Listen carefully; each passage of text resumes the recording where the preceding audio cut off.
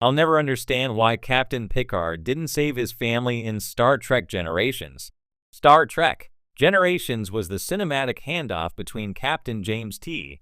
Kirk and Captain Jean-Luc Picard, a big screen baton pass that should have left fans cheering. Instead, it left many scratching their heads, especially when it came to one bewildering narrative choice. Why didn't Captain Picard use the Nexus to save his family? For a character as deeply principled and introspective as Picard, the loss of his brother Robert and nephew Rene in a house fire, revealed early in Generations, was devastating. It was a moment of raw grief rarely shown so openly in Star Trek, and Patrick Stewart's portrayal of Picard's quiet heartbreak was some of the most affecting work he ever did in the role.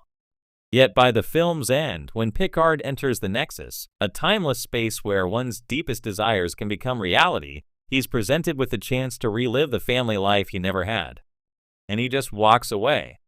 This has haunted Star Trek fans for decades. The Nexus offers a second chance. The Nexus is a narrative wildcard.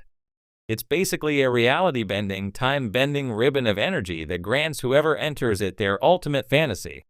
Captain Kirk, who's been in the Nexus for decades, is living a quiet life in a log cabin chopping wood and preparing breakfast with a woman he once loved. Picard, by contrast, is granted a holiday scene straight out of a Dickens novel, surrounded by smiling children and a loving wife in a cozy Victorian-esque home. It's the life he never had, the one lost when he chose the stars over family.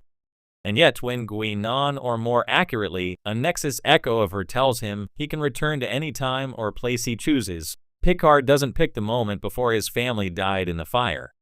He doesn't even go back to Earth. Instead, he recruits Kirk to help him stop Dr. Saran, the villain of the film, from launching a missile to change the Nexus's path and destroy a star system in the process. It's noble. It's heroic. It's also profoundly confusing. Why not save both? The real question is, why couldn't Picard do both? According to the logic the movie establishes, the Nexus allows you to exit at any point in time, meaning Picard could have gone back to Earth hours before the fire and warned his brother and nephew. He could have saved them, then traveled to Viridian 3 to stop Saran. Or better yet, do it in reverse order, stop Saran, then go back to save his family. There's no clear in-universe reason why this couldn't happen. The Nexus isn't bound by time, it's like a cosmic cheat code. And while Picard may be duty-bound and selfless, he's also human. His guilt over not reconnecting with his brothers sooner was immense. Choosing not to try to save them, even when given a literal universe-breaking way to do so, feels antithetical to who he is. Narrative inconsistency or missed opportunity. The truth is, this was probably a case of clumsy storytelling more than character inconsistency.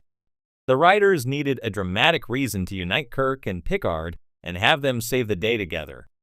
But the emotional setup with Picard's grief over his family's death deserved a resolution, and instead it was just dropped.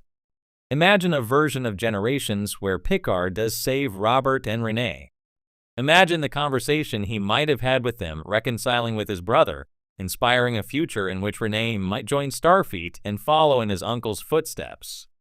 That emotional closure could have tied Picard's arc together beautifully, enriching his decisions in later films like First Contact and Nemesis, where his loneliness and legacy are major themes.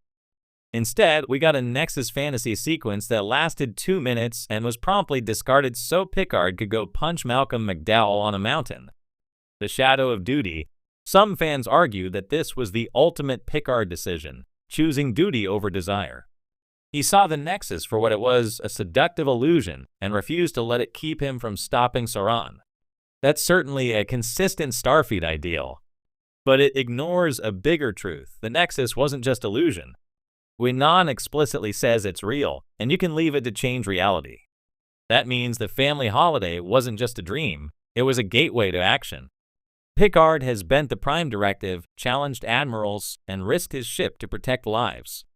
Saving his own family, people he loved, wouldn't have been selfish. It would have been just.